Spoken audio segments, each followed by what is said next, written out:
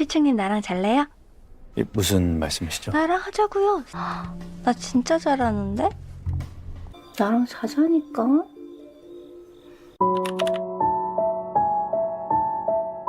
Cerita dibuka dengan memperlihatkan seorang pria bernama Bei Jinsu. Jinsu terlihat utang sangat besar jumlahnya, 900 juta won, dan sekarang dia harus dikejar-kejar oleh rentenir. Karena sudah tak kuat lagi menanggung semuanya, dia berniat untuk terjun dari jembatan dan mengakhiri hidupnya saja. Di momen tersebut tiba-tiba Jinsu teringat kenapa dirinya bisa sampai terjebak utang sebesar ini. Semua ini berawal karena teman lamanya datang menawari investasi dengan iming-iming keuntungan besar dan cepat. Jinsu tentu tergiur dengan sebuah tawaran itu. Dia memakai semua uangnya, mulai dari uang pesangon, uang gajinya, bahkan dia berhutang ke rentenir. Tapi ternyata temannya menipunya dengan membawa kabur semua uang investasinya. Ini yang membuat hidup Jinsu memburuk dan dia merasa tak punya harapan lagi. Namun saat baru akan melompat, tiba-tiba ada pesan masuk di HP-nya, lengkap dengan transferan uang sebanyak 1 juta won. Dalam waktu beberapa detik saja, sudah ada saldo sebanyak 6 juta di rekening pribadinya. Si pengirim pesan kemudian berkata, kalau Jinsu bisa mendapatkan lebih banyak uang lagi, jika Jinsu mau masuk ke dalam mobil dan akan menjemputnya.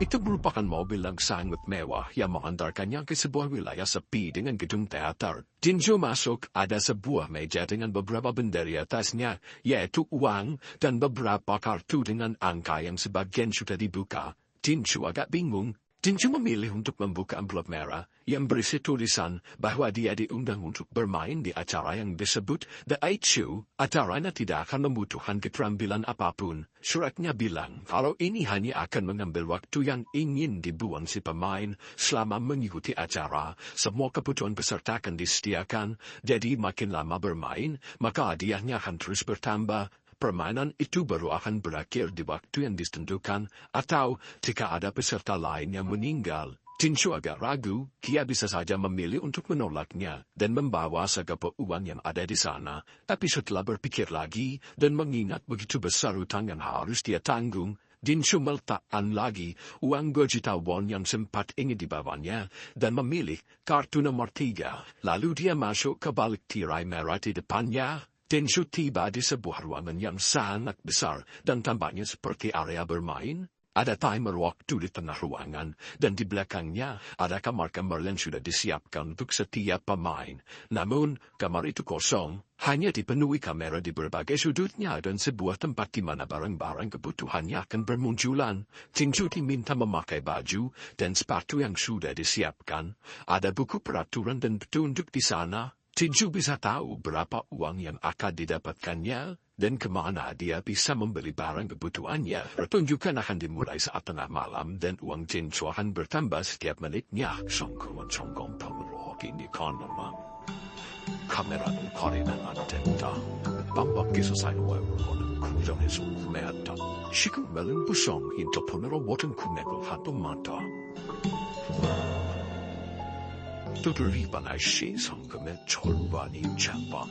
단 구매 비용은 적어서 개인의 성금에서 별도 물가에 들어주는데. 뭐?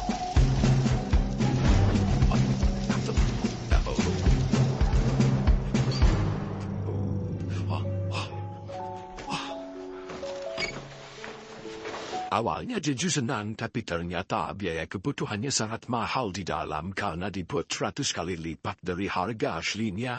Jinsu bisa mengakalinya dengan berhemat dan membeli barang-barang kebutuhan pengganti yang lebih murah. Keesokan paginya, Jinsu bertemu dengan peserta lain yang tidak menyebutkan nama mereka, tapi menggantinya dengan nomor yang mereka dapat. Semuanya bertanya-tanya tentang permainan unik itu. Mereka juga mencoba membeli barang di luar kamar, yang ternyata harus dibayar dengan waktu mereka. Di hari pertama mereka, ternyata para peserta harus bertengkar karena gadis peserta nomor 8 memakan semua makanan. dan mengambil minuman yang jumlahnya ada 12. Haba mawasaya. 담보웠는데 그 당의 배송부 도시락하고 엄청 많이며 얼마나요? 도시락 12개, 무 12개요? 그 타오트스 도시락은 종류가 많아서 다 한 입씩 먹어보고 좋고 불은 신으로서 써요. Pero mereka semua masuk ke kamar nomor 8 untuk memeriksa makanan dan minumannya, lalu akan mengirimkannya lewat pengantar barang di kamar masing-masing yang terhubung. Sebenarnya, pendistribusian makanan lewat cara seperti ini mengkhawatirkan mereka semua tentang kemungkinan terjadinya kecurangan. Namun, yang lebih mengagetkan semua peserta adalah ketika mereka masuk ke kamar nomor 8, ruangan itu sangat mewah dan besar. Dia bahkan mendapat upah ratusan ribu per bulan per menit. Nomor 8 jadi bisa membeli banyak barang, seperti bak mandi, matras, toilet, dan banyak hal lagi. Peserta lain jelas iri karena upah mereka ternyata berbeda di setiap kamar. Bahkan kamar nomor 1 hanya mendapat 10 ribuan per menit saja. Perhitungan itu tak adil bagi mereka, karena setelah nomor 8 mulai menghitung lagi, upah yang mereka dapatkan itu jumlahnya merupakan upah di 2 lantai sebelumnya. Jadi mereka mendapatkan upah yang berbeda. Kelihatannya setiap lantai yang semakin besar, upahnya juga semakin besar juga. Lantai 1 mendapat 10 ribuan, lantai 2 mendapat 20 ribu, lantai 3 mendapat 30 ribu, lantai 4 mendapat 50 ribu, lantai 5 mendapat 80 ribu, lantai 6 mendapat 130 ribu, lantai 7 mendapat 210 ribu, dan lantai 8 mendapatkan 340 ribu won. Setelah mereka saling mengetahui ruangan serta uang yang didapatkan, mulai timbul rasa saling iri di antara yang lain. Bagaimanapun, karena kini mereka terjebak di tempat itu dan hanya bisa menunggu permainannya selesai, jadi mereka harus bekerja sama dan saling membangun kepercayaan. Kemudian makanan diberikan secara adil. Masalahnya, nomor 8 mengacau dengan membeli pakaian menggunakan waktu di luar. Waktu mereka berkurang sangat banyak. Nomor 2 sangat marah dengan kejadian ini. Dia hampir bertengkar, tapi yang lain berusaha melerainya. Ya, 무슨 사고 싶으면 네 방에 가서 사든가. 왜 여기서 지랄이야? 어느 사람은 밖에서 보고 싶으니까. 나 밖에서 있고 싶은데? 진짜 쉬고 싶어. 말로 하지. 이렇게 그래? Iho telegreo. Nomor 8 juga bilang kalau mereka bisa menambahkan waktu dengan menaiki tangga. Jadi di saat waktu menipis, semua berusaha menaiki tangga. Awalnya waktu mereka terlihat habis, tapi setelah mereka berhenti berlari, ternyata angkanya kembali menjadi 24 jam lagi. Nomor 7 tampak mulai mengerti permainan ini. Dia curiga kalau penciptanya ingin melihat konflik terjadi di antara mereka. Kinshu berpikir bagaimana caranya dia bisa menjaga kekompakan. Di hari berikutnya memang semua peserta terlihat mulai kompak dengan bekerja sama supaya bisa menambah waktu dan upah mereka. Belakangan karena semua menjadi lelah akibat terus berlari, jatah makanan pun terasa kurang. Solusi lain dicari untuk mengatasi masalah ini, dan mereka semua sepakat untuk membaginya menjadi 2 kelompok. Jadi, mereka akan saling gantian, berlari, dan yang mendapat hari kerja akan mendapatkan jatah makan tambahan. 그런 남자가 둘씩이니까 딱 맞네. 그죠? 네, 좋아요. 결혼하는 건 탁월한 선택이었다. 아무리 힘들어도 매일이면 쉴 수 있다는 건 사람을 희망차게 만드는 충분한 누수가 된다. 무엇보다 제일 좋은 건 이런 날은 밥을 많이 먹을 수 있다는 것이다. 일하지 않은 자, 먹지도 말라. Masalahnya karena nomor 1 adalah seorang yang cacat dan tidak bisa berjalan dengan baik. Suatu hari, dia terjatuh dan menimpa nomor 5, jadi kelompok Jinchu yang terdiri dari 2, 5 dan 7 terkadang menghentikannya karena kasihan. Dari hari ke hari karena perselisihan ini memburuk, akhirnya nomor 1 menawarkan supaya ruangannya dipakai untuk membuang sampah sebagai ganti kerja fisiknya. Kondisi mereka mulai membaik, tapi itu tak berlangsung lama. Apalagi setelah ruangan di lantai 1 mulai dipenuhi sampah dan waktu yang mereka miliki, jadi hanya bertambah sedikit. Nomor 2 dan nomor 8 bertengkar lagi karena nomor 8 menolak untuk berlari. Hari itu waktu hampir tidak bertambah sama sekali ketika mereka tertidur. Waktu ternyata berkurang sangat banyak, karena itulah mereka pun menjadi panik. Mereka menjadi tambah panik ketika nomor 4 terkena serangan epilepsi. Tiba-tiba mereka langsung berusaha untuk membeli obatnya. Namun, nomor 6 melarang hal itu. Nomor 2 dan nomor 7 bahkan terlibat adu pukul. Jin Chun pun harus terkena pukulannya karena Jin Chun berhasil meminta obat untuk nomor 4. Kaisa, mundur Kenali serawan juga. 지금 몇 분 남았으면 다 써버리면 이렇게 오래되면 내 선생이 올 수도 있어요.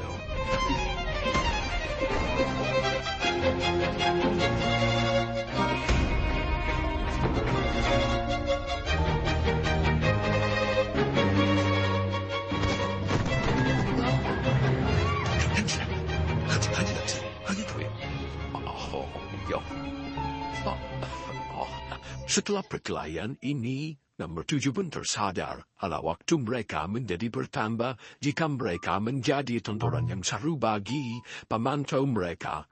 Nomor 7 memang sangat cerdas sejak awal. Sejak awal, dia telah melakukan banyak analisis program-program ini dan punya banyak catatan di kamarnya. Ada dorongan dalam dirinya untuk menyelesaikan teka-teki yang ada.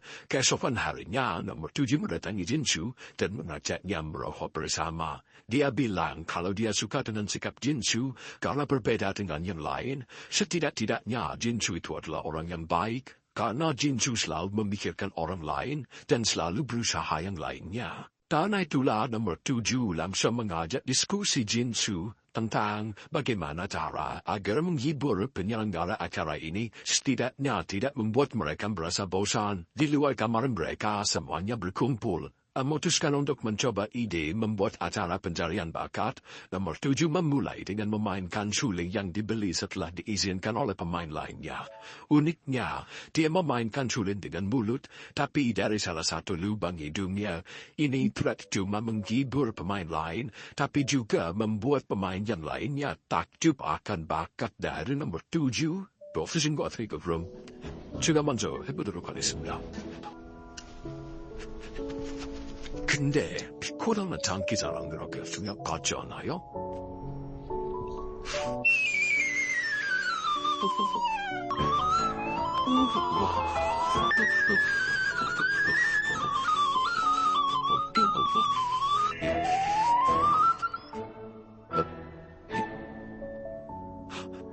Nasi cute kita.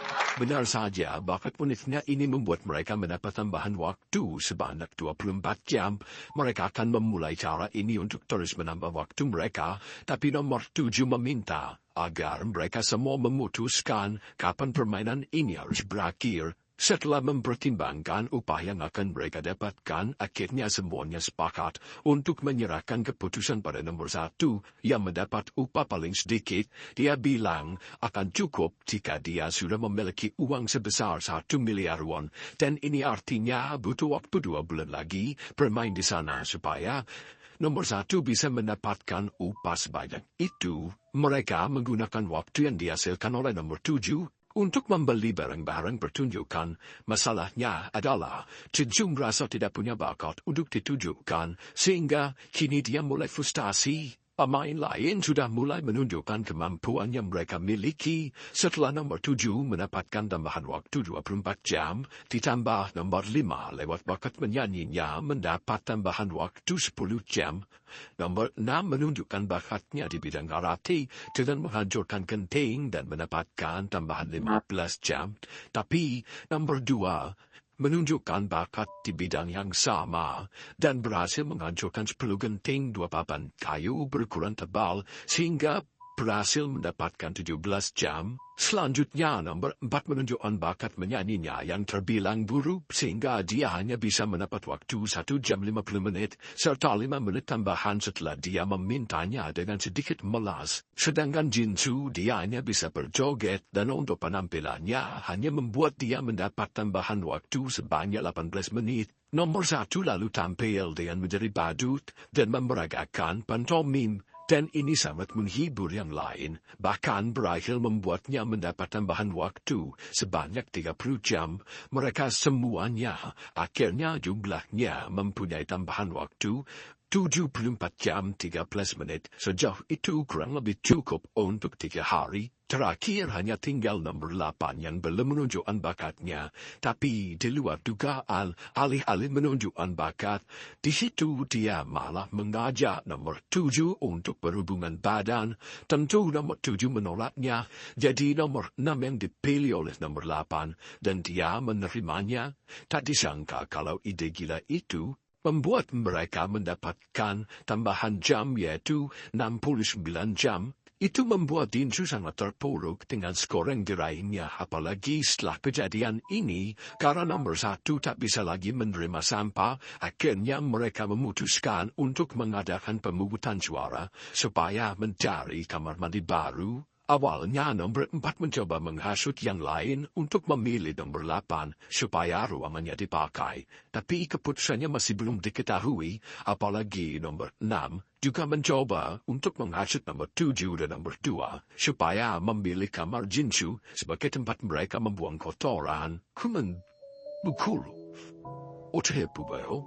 저비 뽑게? 부표로 가자고. 그건 개소리야 그게. 여러 명이 지목하면 그 사람이 받은 말하더는 의견표시 아니겠어. 아지 말고. 왜난 빙빙 돌렸지. 보지도 않은 상황에서 그냥 괴롭히자는 거잖아. 괴롭히다니. 이래서 급한 사람을 선출하자는 건데 민주적으로다. Saat pemilihan nomor 8 dan Jinsu sempat mendapat suara yang imbang dengan satu orang memutuskan tidak memilih, hanya ada satu suara lagi yang akan menentukan. Jinsu panik.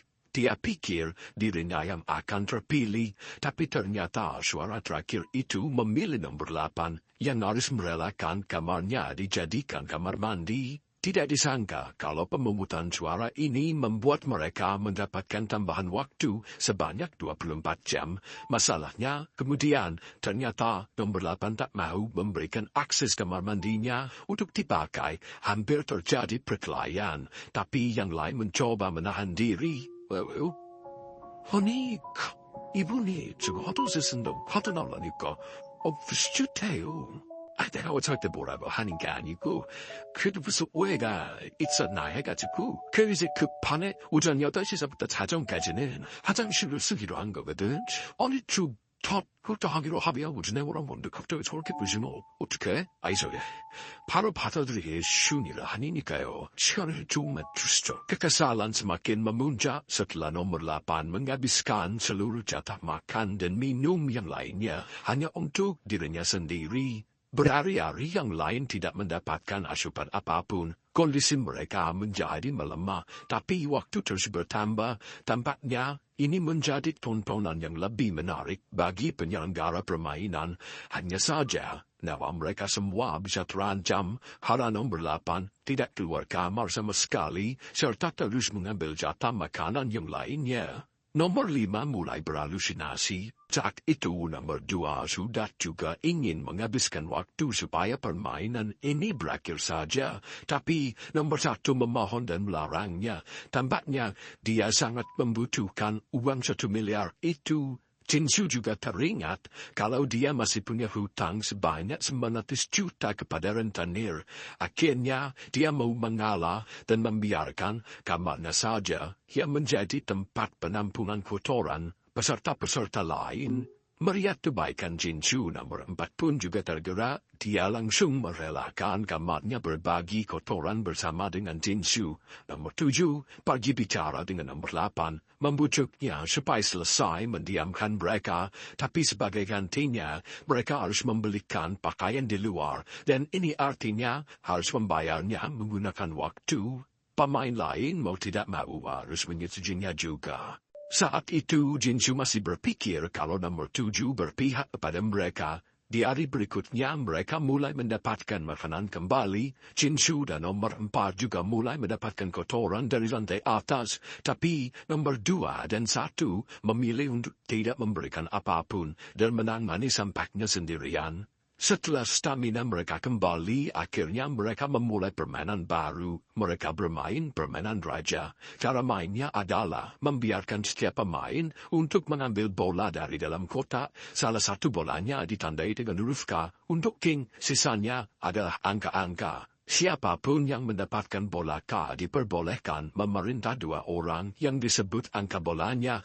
Di ronde pertama, nomor 5 mendapatkan bola K-nya. Dia meminta nomor 6 dan 7 memegang angka yang disebutnya untuk bergandengan tangan sampai ronde berikutnya.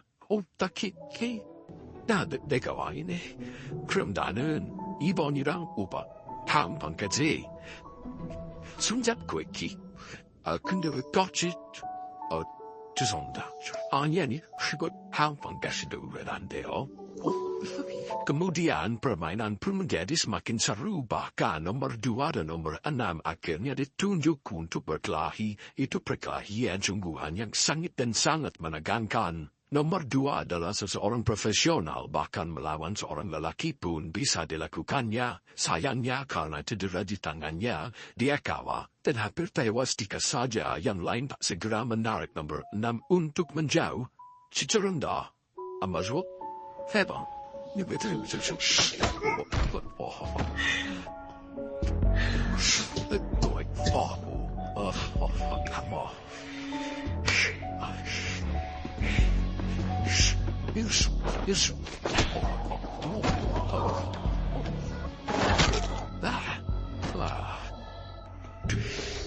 Yes. Shit.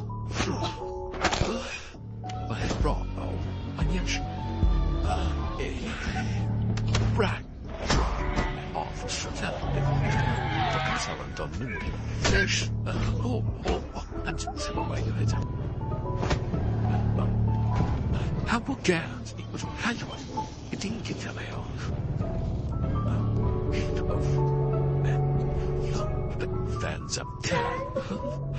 Perkelahian itu membuat mereka mendapat tambahan waktu selama 50 jam, tapi nomor 2 jadi mengalami cedera yang sangat parah. Dia hanya bisa diobati seadanya saja oleh nomor 5, yang memang dulu pernah bekerja sebagai perawat. Akhirnya, nomor 4 pun menyarankan untuk memberikan hukuman saja bagi yang menolak perintah permainan. Dan perkelahian ini sebenarnya adalah perintah yang bisa ditolak, tapi masalahnya adalah nomor 4 malah membeli stun gun sebagai alat hukuman tanpa tahu kalau itu justru lebih berbahaya dari perkelahian. Pemain lain tanpa mempertimbangkan resikonya justru menyetujui ide konyol dari nomor 4 ini, walaupun diam-diam nomor 7 dan Tinshu mengkhawatirkan dampak dari sengatan listriknya.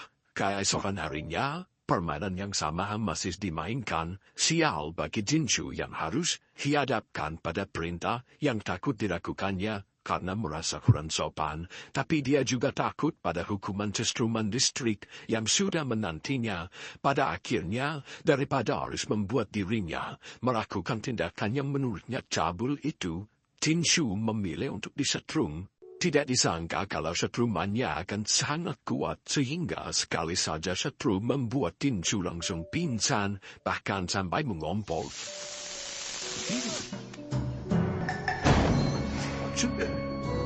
Zaptil. Wait, pull on up the Frugil. Kejadian itu membuat waktu bertambah menjadi 60 jam. Kelihatannya, para penyelenggara permainan suka melihat Tinshu yang disiksa. Namun bagaimanapun kondisi Tinshu mengkhawatirkan, dia tidak sadarkan diri selama beberapa jam. Ketika dia sadar, Tinshu benar-benar malu karena mengompol dan mengurung diri seharian itu. Di hari selanjutnya nomor 2 yang mendapat setruman karena kalah dalam permainan, dan sama seperti Tinshu, dia juga pingsan serta mengompol.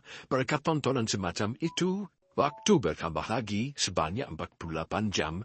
Ini semakin gila saja bagi Tinshu, apalagi di hari berikutnya, dia harus saling tampar dengan nomor 2, dan siapapun yang menyerah akan disetrum.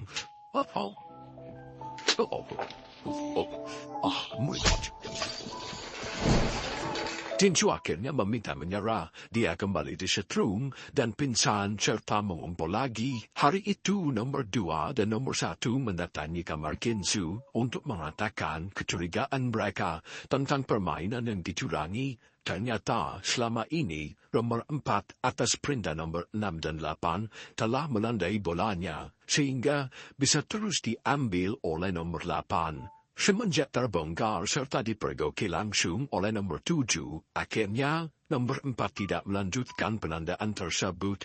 Permainan berjalan lebih adil. Besok harinya, nomor 8 mendapat hukuman karena kalah dalam tebak koin. Harusnya dia disetrum oleh nomor 7. Ini momen yang sudah dinantikan oleh yang lainnya. Tapi sebelum nomor 7 melakukannya, dia ditendang oleh nomor 6 sampai terlempar. Kecurangan tetap terjadi. Nomor 6 pun menyetrum nomor 7. Kejadian ini mengejutkan yang lainnya dan tentunya membuat beberapa orang merasa ngeri dengan cara namain nomor 6 dan nomor 8. Well, juga. Walau ya macam of tanah.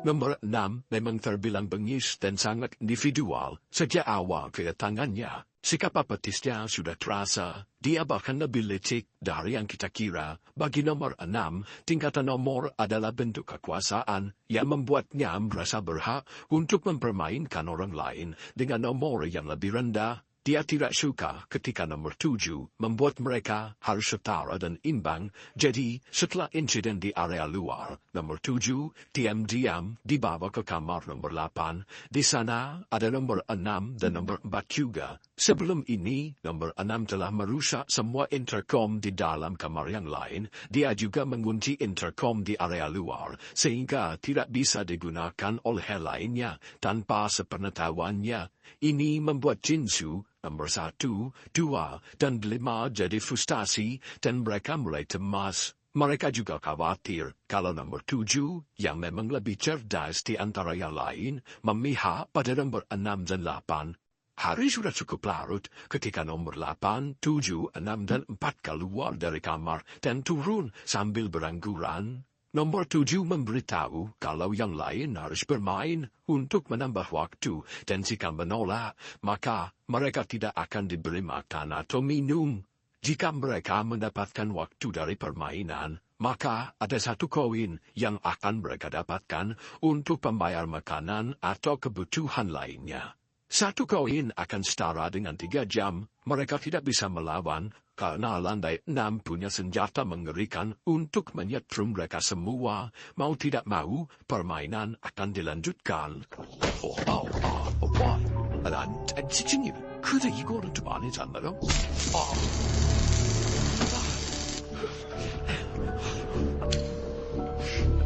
또 마음에 안 드시는 거 전에는 보겠어.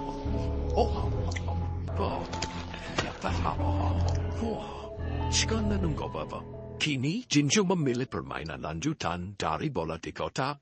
Dia mendapat bola dengan permainan peta umpet. Ini bukan peta umpet biasa. Setiap pemain yang bersembunyi akan diberi penghambat. Jinju ditutup mulutnya. Nomor 5 diikat kakinya. Nomor 1 diikat tangannya. Dan nomor 2 ditutup matanya. Mereka akan kalah jika berhasil dipukul oleh nomor 6. Permainan ini segera berubah menjadi kekerasan. Dan nomor 6 memukul dengan sangat keras, bahkan hampir tanpa ampun ketika memukuli nomor 2. Nah, ini yang nama dan Batman is ready yet. What's your baby? The pop affections the baby now. Is the baby? Business. Baru setelah nomor 7 menggantikannya, kekerasan itu berhenti. Jinsu keluar sebagai pemenang, tapi tetap saja dia harus menghadapi situasi sulit. Dia akan mengeksekusi 3 teman-temannya yang kalah di permainan. Matanya ditutup dan dia akan berputar selama 10 kali. Baru boleh memukul secara acak siapapun. Saat itu yang terkena pukulan adalah nomor 1. dia pun langsung terkapar, seolah itu tak cukup untuk menyiksa mereka. 9 koin yang harusnya mereka dapatkan masih diakali juga.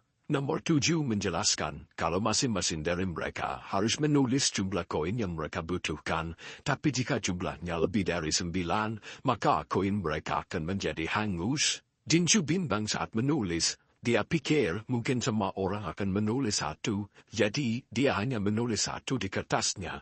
Akhirnya saat pembagian koin, dia baru tahu kalau yang lain hanya menulis 2 untuk masing-masing dari mereka. Tentu dia langsung mengutuki dirinya sendiri karena kebodohan yang dilakukannya. Jinju yang hari itu hanya bisa membeli minum, kembali ke kamarnya, dan marah-marah karena merasa nomor 7 telah mengkhianatinya. Keesokan harinya permainan lain dimulai. Kali ini yang terpilih adalah permainan 20 pertanyaan. Mereka akan diberi kesempatan melempar sebanyak 20 pertanyaan sampai mendapatkan jawabannya. Siapapun yang berhasil menebak, dia akan menjadi pemenang dan bisa menghukum 3 temannya. Melihat situasi itu, Jinju berpikir kalau lebih baik jika nomor 2 yang menang dan dia bisa memegang tongkat pemukul sehingga mungkin bisa balas dendam dengan menyerang yang lain. Di antara mereka, nomor 2 adalah ahli bela diri yang kuat. Ini semacam jadi rencana perlawanan yang ternyata dengan insting para pemain disepakati. Hanya saja tidak sesuai perkiraan, nomor 2 tidak bisa mengendalikan pukulan karena harus berputar dengan mata tertutup, sehingga alih-alih balas dendam, Jinju justru menjadi sasaran pukulan acak tersebut. 제발, 히스토리의 기회를 놓치지 않게. 모두의 바람대로 제발 야나 아홉 야자 2층이 바람 소리만 듣고도 적들은 물리친다는 전설의 맹인 검객도 아닌데 나는 어찌 2층이 둘을 가리고도 그들을 수rap할 수 있을 거라 기대했단 말인가. Permainan demi permainan menyiksa ini berlangsung selama seminggu penuh, tapi pada hari ke-8 mereka tidak mendapatkan koin karena menulis jumlah yang salah. Tidak ada yang mau kembali ke kamar saat itu. Bahkan setelah diiming-imingi 1 koin hadiah, mereka semua harus melawan penindasan tersebut. Nomor 1 dan 2 pun sudah berkata kalau mereka tidak akan kembali. Sebagai yang paling menderita, tidak saja nomor 1 dan 2 menolak. Namun, koin ditambahkan oleh nomor 6 menjadi 10 koin yang membuat nomor 5 menerimanya karena dia memikirkan kondisinya yang punya penyakit diabetes sehingga akan melemah jika tidak mengonsumsi apapun. Jinju belakangan juga menjadi putus asa dan depresi lagi. Dia bahkan berpikir untuk mati saja supaya menghentikan penderitaannya. Hanya saja, saat pikiran suram itu mulai menguasainya, beberapa harapan mulai muncul lagi. Nomor 1 mengajak teman-teman sependeritaannya untuk melakukan perlawanan terhadap mereka yang bersikap seenaknya. Sementara nomor 7 ternyata diam-diam masih membantu Jinju dengan memberi petunjuk-petunjuk kecil. Ini adalah aba-aba untuk melakukan revolusi. Mereka akan melakukan penyerangan. Nomor 1 berpura-pura mengalami sakit parut sehingga yang lain datang ke kamarnya. Ketika nomor 6 masuk, sebenarnya dia sudah curiga kalau Jinju dan nomor 2 ada di ruangan itu. Jadi dia berhati-hati dan menyuruh nomor 8 untuk bersiap dengan pistol listriknya. Klien di ruang sempit itu benar-benar menghambat mereka semua, sampai akhirnya nomor 6 berhasil keluar.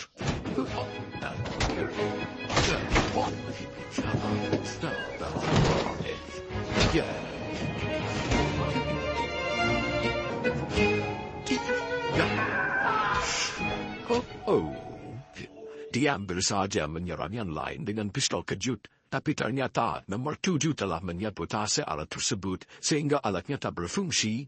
Nomor 7 berteriak supaya nomor 2 segera memukulnya. Ternyata nomor 7 masih berpihak kepada mereka. Siapa?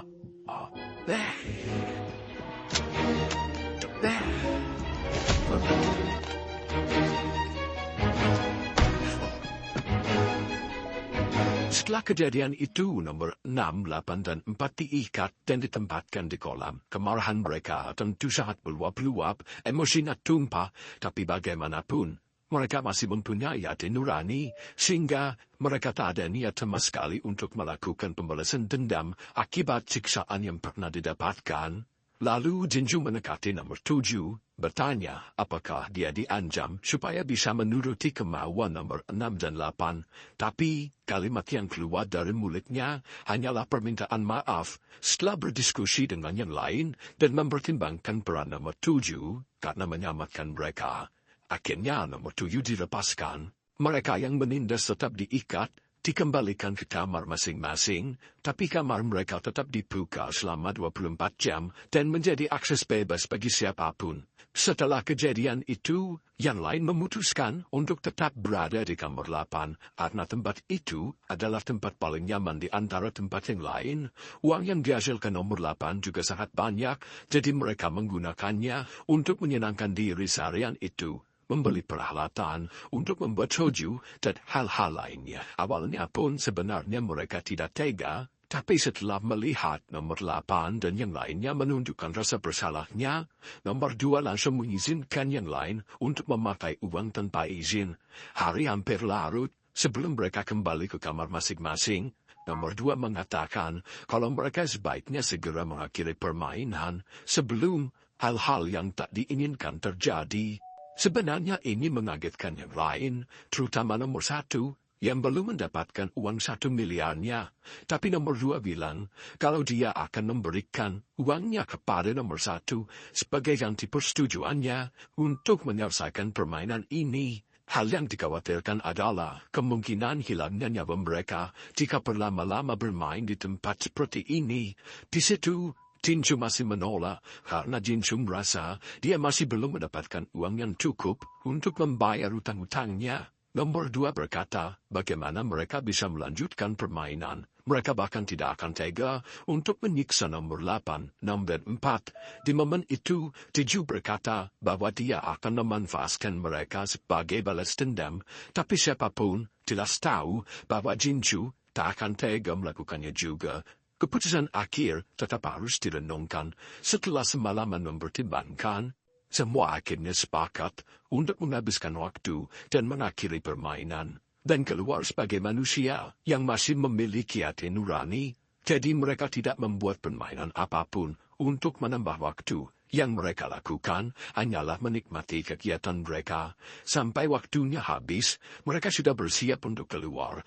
Layar menunjukkan kalau ada 9 jam lagi menuju kebebasan. Shinsabazo pamileo.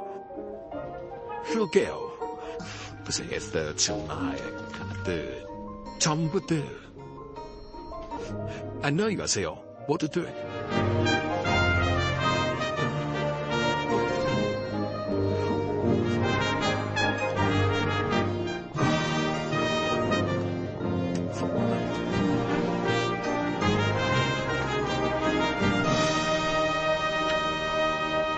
Sayangnya, kebebasan yang dinanti mereka tak mereka dapatkan. Keesokan paginya, mereka menemukan kalau waktu justru bertambah sebanyak 36 jam, padahal mereka tidak melakukan apapun. Ini tentu membuat yang lainnya bingung. Tidak ada satu penjawaban yang mereka temukan untuk menjawab pertanyaan kenapa waktu bertambah. Bahkan setelah mereka menggeledah pemain yang diikat, jelas saja kebingungan melanda mereka. Kini mereka harus menunggu sampai waktu kembali habis. Masalahnya adalah waktu malah terus bertambah dan keanehan demi keanehan mulai terjadi. Suatu pagi mereka terbangun setelah mendengar jeritan dari lantai 4 yang entah bagaimana oleh siapa tercabut giginya. Mereka juga menemukan kalau nomor 4 telah dicabut kuku kakinya. Ini baru disadari oleh Jinju setelah dia berpikir bahwa mungkin saja ada kejadian kemarin yang membuat waktunya bertambah. Mereka pun mulai menyadari bahwa ada yang tidak beres dengan situasi ini. Nomor 2 mulai curiga kalau ada pengkhianat di antara mereka yang tidak mau permainan berakhir, dan orang yang paling dicurigainya adalah nomor 7. 어제 밤에 돌아버린거 아니냐고. 너도 회고 이쪽에 붙어서 노래 꽃 하늘이고 그럼 씨발 발톱을 지 혼자 뽑았다는 거냐고. Mereka mulai saling menuduh, Dinju jadi bingung dan cemas apalagi setelah nomor 2 malah memberi kunci yang lain di ruangannya kecuali nomor 5 yang ditugaskan untuk merawat yang diikat. Masalahnya nomor 5 adalah orang yang mudah sekali kasihan, dia mendengarkan orang-orang itu dan akhirnya memohon pada nomor 2 untuk melepaskan mereka. Untung saja, nomor 2 menolak. Keputusasaan yang dirasakan nomor 5 membuatnya mulai berhalusinasi. Dia meyakini bahwa nomor 8 dan 4 sudah dibebaskan dan akhirnya mendatangi kamar nomor 6 yang memanfaatkan situasi ini supaya nomor 5 membebaskannya. Dia bilang kalau nomor 2 akan melepaskannya untuk dibunuh, jadi dia ingin nomor 5 yang membebaskannya. Hati nurani nomor 5 mulai goyah. Tentu saja, dia merasa kasihan dan akhirnya melepaskannya. Keesokan paginya, halusinasi nomor 5 makin parah dan melihat kalau permainan sudah berakhir. Semuanya sudah bersiap untuk pulang. Masalahnya, yang terjadi sebenarnya, dia tanpa sadar membebaskan nomor 6. Penyiksaan berlanjut, nomor 8 dan 4 pun dibebaskan untuk melawan yang lainnya. Kegilaan yang lebih parah menunggu mereka. Semuanya diikat, dipukuli, disetrum dan bahkan benar-benar terancam nyawanya. Setelah nomor 6, kini membeli pistol dengan 4 peluru. Itu peluru yang cukup untuk mengeksekusi Jinsu. Nomor 1, 2 dan 7. Mereka sudah tidak bisa berkutik dengan kondisi terikat begitu. Anehnya, nomor 6 mengira kalau yang mencabuti kubu kakinya adalah pemain yang sudah terikat, tapi tak ada satupun dari mereka yang mengaku karena memang mereka tak merasa melakukannya. Untuk memaksa yang lain bicara, nomor 6 mengatakan bahwa dia akan bermain Russian roulette. Dia memasukkan 1 peluru ke dalam pistol yang diputarnya secara acak, tapi tembakannya tidak akan mengarah kepala, melainkan ke kaki. Bagaimanapun tidak ada yang boleh mati dalam permainan ini. Nomor 6 menakan pelatu ke arah kaki nomor 2. Setelah memaksanya mengatakan siapa pelakunya, tapi untungnya peluru tidak keluar. Bobby. Burandapo. Tur. Meski selamat dari peluru, nomor 2 tetap mendapatkan beberapa pukulan keras dari nomor 6. Giliran bergantikan nomor 7, yang juga tidak bisa menjawab siapa pelaku yang mencabut kuku nomor 6 dan mencabut gigi nomor 4. Pelatu kembali ditekan, tapi kali ini peluru keluar dan menembus kaki nomor 7. Hana? Tur. Set. Pendarahannya cukup banyak, jadi nomor 4 diminta untuk mengikat bagian lukanya. Tidak berhenti sampai di situ. Sekali lagi, peluru diisi. Kali ini, nomor 1 jadi sasarannya. Dia hampir saja ditembak ketika Jinju berteriak bahwa dia bisa tahu siapa pelakunya. Kekerasan berhenti sejenak. Jinju sadar kalau mereka bisa memanfaatkan CCTV untuk mengetahui siapa pelaku kejadian ini. Nomor 6 harus membeli rekaman tersebut. Kali ini nomor 8 dengan riangnya kembali ke kamar dan bilang akan menonton video itu di kamarnya. Selama rekaman terputar di area luar, nomor 1 akhirnya mengakui pada teman-temannya bahwa dialah pelakunya.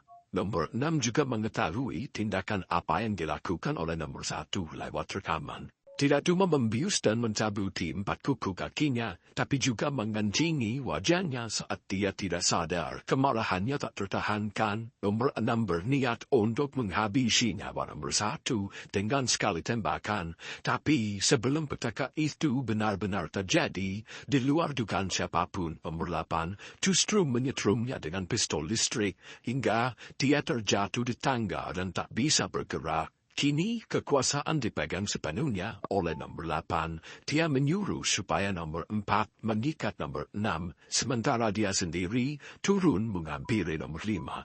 Situasi jadi lebih rumit saat ini. Nomor 8 bilang kalau dia sudah membuat nomor 6 mengalami patah punggung sehingga mustahil baginya untuk bergerak.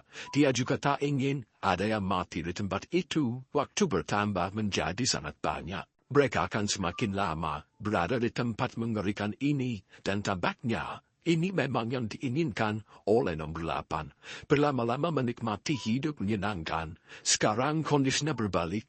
Jinsu, Nomor 1, 2, 6 dan 7 dikurung dan diikat di kamar masing-masing. Nomor 4 dan 5 dijadikan pesuruh untuk merawat mereka semua, sementara nomor 8 bisa bersantai di kamarnya. Tentu sadar kalau nomor 8 sangat menikmati melihat penderitaan ini dari rekaman CCTV yang dibelinya setiap hari di kamarnya. Baginya, semua penderitaan ini merupakan kelangsangan. Dia ingin sesuatu yang lebih, jadi nomor 8 membuat eksperimen mengerikan bagi setiap peserta yang terikat, yaitu eksperimen tidak tidur. Dia memaksa semua mata peserta itu terbuka dengan alat dan menyangga kepala mereka dengan wadah terisi air.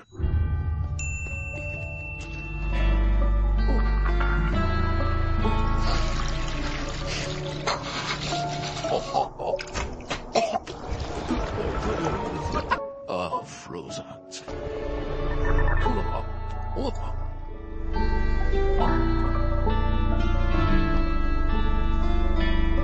Selama hampir semalaman, mereka dipaksa melihat rekaman penyiksaan. Ini membuat mereka semua menggila. Penyiksaan yang tidak berakhir hanya dalam semalam, karena nomor 8 meminta ini terus berlanjut. Akhirnya mereka pun terus dipaksa untuk menjalani ini semua. Asupan makan, minum, dan juga bahkan vitamin. Mereka terus dipenuhi supaya fungsi biologis mereka tetap bekerja. Penderitaan yang bertubi-tubi itu tentu membuat mereka semua pada titik kegilaan yang tak terbayangkan. Halusinasinya bahkan mulai terjadi pada Dinsu, yang mulai berpikir kalau semua itu mungkin hanya terjadi padanya dan yang lain tidak tersiksa sama sekali. Barangkali halusinasi yang sama pun juga terjadi pada yang lainnya. Namun tetap saja nomor 8 tak mahu berhenti melakukannya, meskipun dia juga mulai merasa sedih melihat teman-temannya alih-alih melepaskan para pemain, dia malah melukis, lalu berbelanja tas dan membeli seekor anjing. Ini membuat nomor 4 mulai merasa muak untuk terus bersikap manis serta menuruti kemauan nomor 8. Nomor 1 mengajak bicara nomor 4, berusaha menghasutnya untuk berbuat lebih dengan melawan nomor 8. Dia membocorkan rahasia yang hanya diketahuinya dan sepertinya tidak terpikir oleh yang lain, yaitu memperbolehkannya pindah kamar dengan membayar 1 miliar. Itu sebabnya nomor 1 bilang kalau dia butuh uang 1 miliar won, supaya dia bisa menukar kamarnya dengan nomor 8. Itulah tujuannya selama ini, merebut uang yang dimiliki nomor 8 darinya. Itu semua dilakukannya demi keluarga. Nomor 1 punya anak yang memiliki penyakit langka dan harus mendapat perawatan di rumah sakit, tapi karena terkendala biaya, dia tidak bisa memberikan perawatan tersebut. Nomor 1 hanya bekerja di sirkus Niaru Baranda yang tidak memungkinkannya untuk membayar biaya itu. Dia sudah berpikir untuk bunuh diri supaya uang asuransinya bisa dicairkan dan bahkan sudah menitipkan keluarganya pada teman-temannya di sirkus. Namun ketika ingin mengakhiri hidupnya, dia ditemukan oleh seseorang yang memiliki permainan ini dan diajak ke tempat ini. Nomor 4 akhirnya menceritakan rencana nomor 1 kepada yang lain. Mereka pun sepakat kalau mereka akan menyerang nomor 8 secara bersama-sama dan merebut apapun yang menjadi miliknya. Tetap mereka harus berhati-hati karena nomor 8 memiliki senjata dan sepertinya tidak akan segan untuk membunuh orang lain. 대들어요. 방에 바꿀 수가 있어요. 10억에 왠지 스카죠.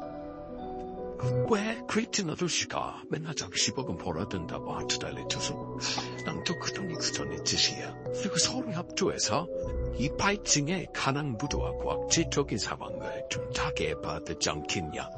이해하시면 후세 번만 얼렁벌렁 거라지 돼.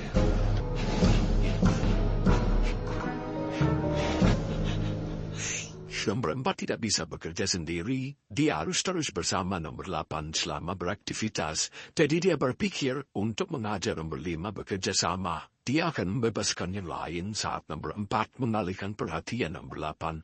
Masalahnya karena kejiwaan nomor 5 sedikit terganggu, Dan banyak berhalusinasi, tentu saja. Nomor 4 harus melakukan pendekatan yang baik, supaya nomor 5 tak ceroboh dalam menjalankan rencana ini. Awalnya memang dia adalah orang yang sangat kaya. Suaminya merupakan direktur klinik rumah sakit yang mempunyai pendapatan sangat besar, tapi suaminya tak pernah menghargainya.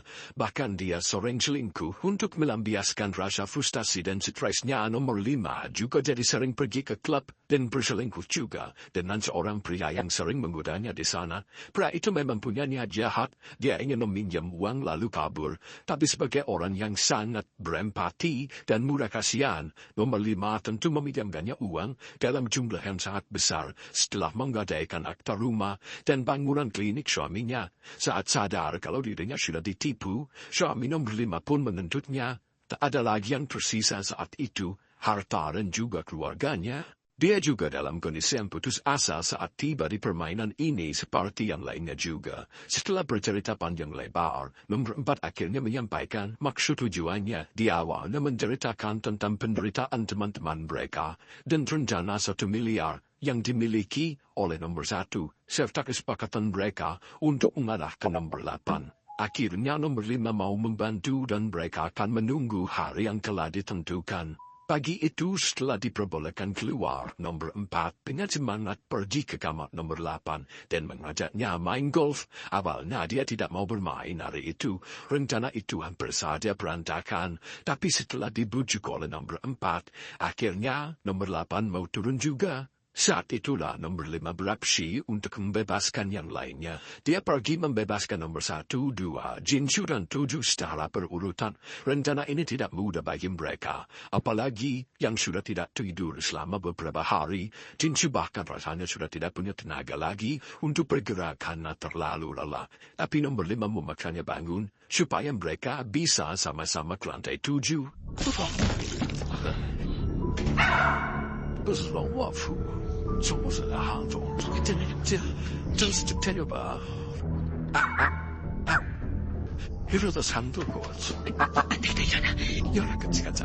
Ketika mereka berdua berangkat naik ke lantai 7, anjing peliharaan nomor 8 yang bernama Koko terus menggonggong, bahkan kemudian mengejar naik ke atas. Nomor 8 menyusul anjingnya, nomor 4 mulai panik, tapi nomor 3 dan 5 mencoba bersembunyi di rantai 6 yang menyebabkan mereka justru tertangkap karena nomor 6 berteriak mengacau. Nomor 8 mengeluarkan pistol, hampir membunuh mereka semua, tapi karena panik dan sudah bingung harus berbuat apa lagi, nomor 4 yang datang membawa stick golf pun memukul kepala nomor 8 hingga dia pingsan dalam sekali pukulan. Koko.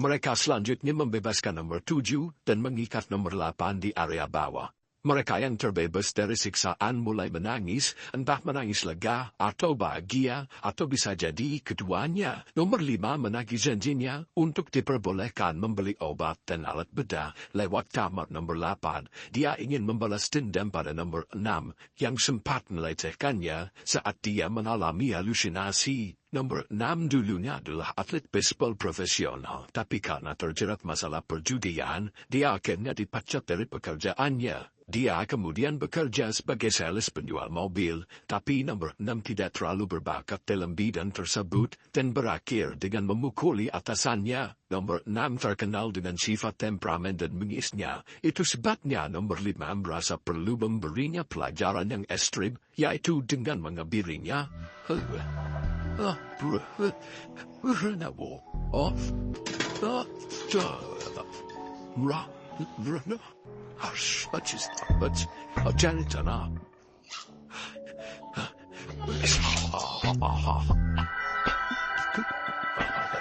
Kesepakatan tukang kamar pun mulai dimulai. Nomor 4 akhirnya memiliki kamar nomor 8 karena nomor 1 berasa upahnya terlalu besar untuk dirinya dan dia mengalah dengan mengambil kamar nomor 6. Mereka pergi bersama-sama ke lantai 1 dan mencoba untuk bertukar kamar.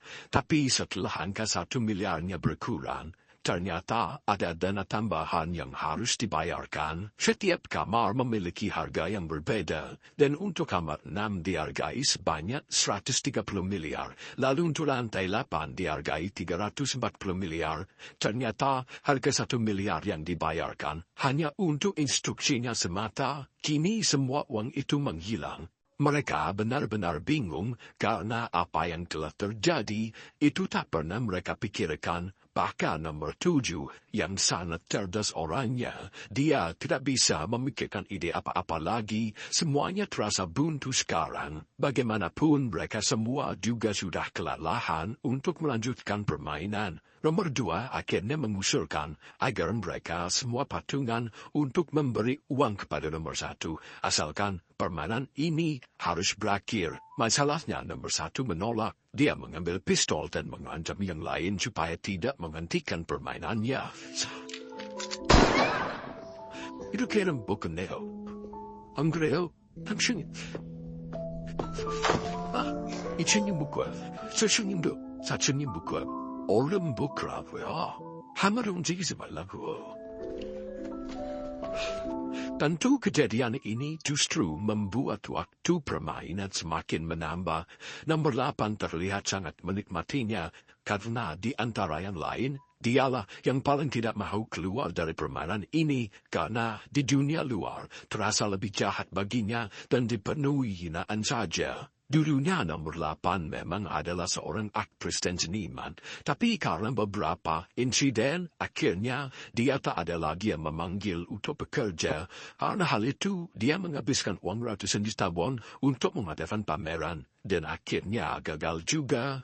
Hutangnya pun menjadi sangat banyak setelah itu, sehingga nomor 8 merasa kehidupannya di area permainan justru lebih membahagiakan daripada dia harus keluar di dunia nyata dan mendapat hinaan-hinaan lagi. Keadaan jadi lebih sulit ditebak sekarang. Nomor 1 bahkan sekarang memaksa yang lain untuk memperhatikannya melakukan atraksi sirkus. Mulai dari mengendarai sepeda roda 1, berjalan di seatas tali yang benar-benar sangat membahayakan nyawanya. Nomor 1 hampir terjatuh dalam prosesnya, tapi dia malah melanjutkan dan lompat-lompat di atas tali tersebut. It's a... Yeah. What?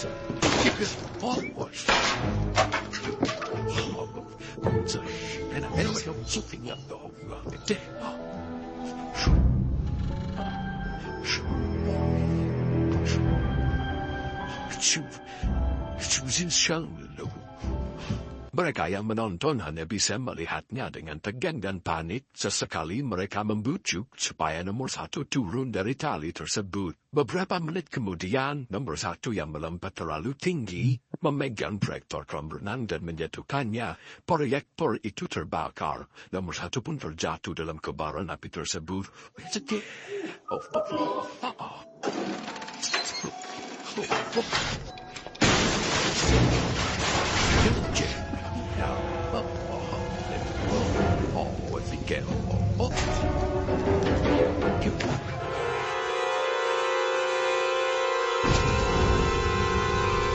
Tinju panik bukan main melihat itu.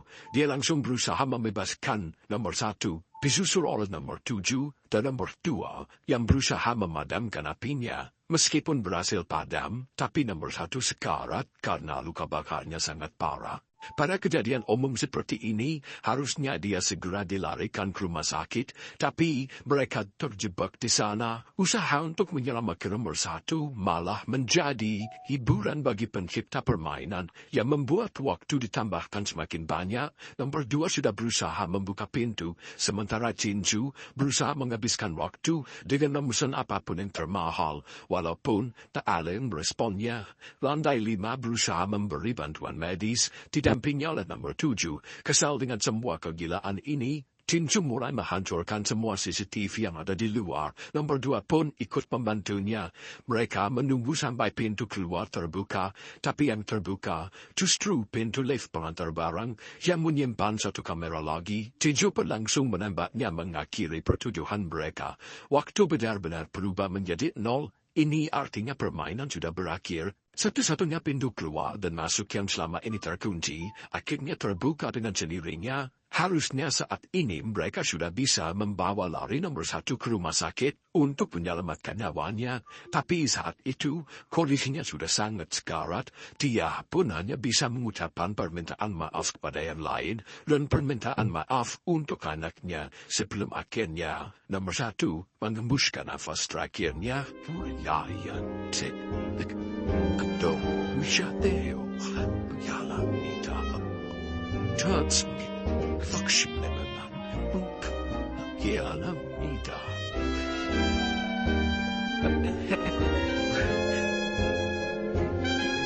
Di momen itu tentu semua peserta menangis, bahkan nomor 8 pun menangis juga.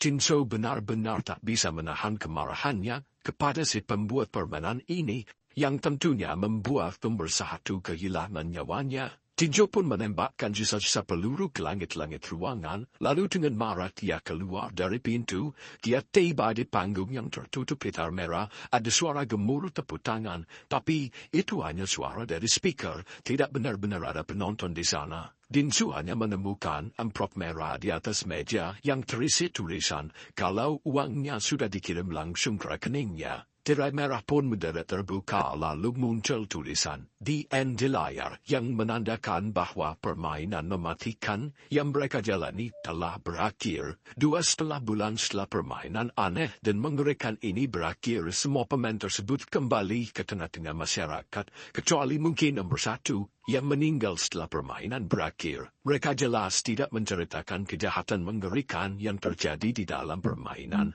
Kalaupun cerita, mungkin bagi yang mendengarnya pasti tidak akan yang pernah percaya dengan apa yang mereka ceritakan. Yang terjadi kepada mereka memang rasanya terlalu gila untuk dibayangkan, apalagi kalau dianggap itu kenyataan. Rahasia itu akan disimpan para pemain rapat-rapat, tidak ada seorang pun yang akan mengetahuinya. Jinso yang kini kembali ke kehidupannya, rasanya tak bisa sama lagi. Dia masih memikirkan apa yang terjadi sebelumnya di area permainan. Tubuhnya juga masih sangat lelah, apalagi sebelumnya dia disiksa supaya tidak tidur. Terkadang dia juga memikirkan dan bertanya-tanya apa yang terjadi sebelumnya. Apakah benar-benar nyata atau mimpi saja? Benarkah orang-orang yang ditemuinya di area permainan itu ada di sekitarnya? Jinso terus ingin meyakini bahwa semua yang dialaminya hanya mimpi dari tidurnya selama ini. Tapi setiap kali dia mengecek rekeningnya dan melihat saldo 1,5 miliar won ada di sana, tentu saja semua keyakinannya turun tuh. Uang sebanyak itu mustahil dia dapatkan hanya dengan tidur atau bekerja seperti biasa. Entah kenapa, kenyataan kalau dia benar-benar mengikuti permainan gila tersebut membuatnya justru merasa putus asa. Itu mungkin karena dia merasa dia tak lagi menjadi manusia, mengingat bagaimana tidak manusiawinya dia ketika dia mengikuti permainan itu. Karena frustasi, Jinso berusaha untuk mengakhiri hidupnya sendiri. Berkali-kali dia mencoba menggantung lehernya, tapi gagal terus karena paku yang dia gunakan untuk menyangkutkan tali tidak cukup kuat untuk menahan beban tubuhnya.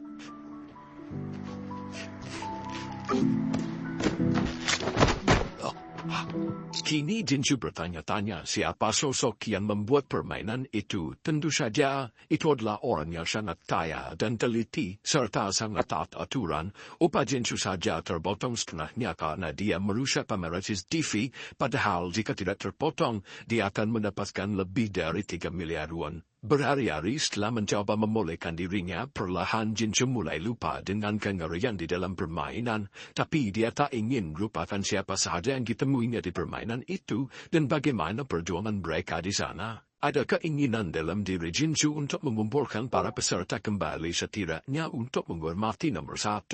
Dia membuat acara pemakaman untuknya dan mengumumkan di billboard supaya yang lain bisa melihatnya untuk datang. Dengan jas yang baru dibelinya, Jinso menunggu di rumah duka, dan karena tidak memiliki foto nomor 1, akhirnya dia membuatkan sketsa untuk dipajang di figura. Nomor 2 ternyata datang, dia berdoa untuk nomor 1, lalu menghampiri Jinso. Pertanyaannya, apakah hanya dirinya saja yang datang ke acara pemakaman tersebut? Namun ternyata, nomor 4 dan 5 sudah datang lebih dulu. Mereka mengobrol di ruang jamuan. Di tengah obrolan tiba-tiba saja datang karangan bunga yang sangat bagus dari nomor 6. Sepertinya dia malu untuk datang dan mewakilinya dengan karangan bunga tersebut. Sementara yang lain bertanya-tanya kemana nomor 7. Dinsu yang telah membuat penelusuran ke grup nomor 1 sebelum membuat acara pemakaman bercerita bahwa saat dia berhasil menemui keluarga nomor 1, anak dan istrinya hanya tahu kalau nomor 1 pergi ke luar negeri untuk bekerja dan tidak dapat dipastikan kapan pulang. Informasi itu didapatkan dari seseorang yang datang menemui mereka dan menyerahkan buku tabungan berisi uang yang tampaknya cukup untuk biaya seumur hidup istri dan anaknya. Istri nomor 1 cerita kalau belum lama ini ada seorang pria yang datang ke rumah dan mengaku sebagai teman nomor 1.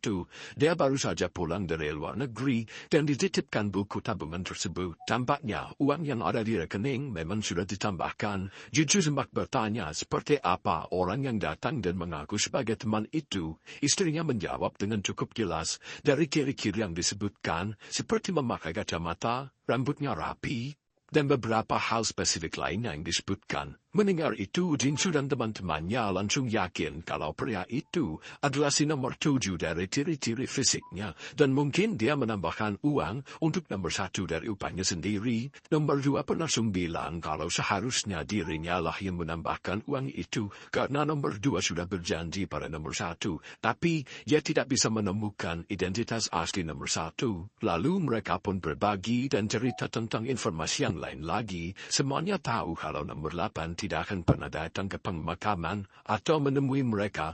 Ini karena setelah keluar dari permainan, ternyata nomor 8 yang dulunya bekerja di bidang seni dan gagal dengan pameran yang merugikannya ratusan juta, telah membalaskan dendam. Dia menyewa alat berat lalu menghancurkan gedung pameran itu dan menancapkan papan bertulis ini bukan seni. Terdengar seperti tindakan yang bodoh. Dan nomor 8 harus membayar ganti rugi yang membuat upah di permainannya habis semua dan dia pun masuk penjara karena perbuatan tololnya itu. Peserta lain yang berada di urutan terbawah tampaknya juga sudah mulai bersyukur karena setidaknya meski mereka tidak mendapatkan uang yang banyak, tapi mereka bisa dapat melanjutkan hidup dengan tenang dengan menggunakan uang yang mereka miliki. 4 orang yang dipersatukan dalam permainan itu akhirnya keluar gedung tanpa menanyakan identitas masing-masing. Mereka pun berpisah dan menjalani hidupnya masing-masing. Dan ya, itulah ending dari drama ini. Terima kasih sudah menonton. Jangan lupa saksikan konten selanjutnya.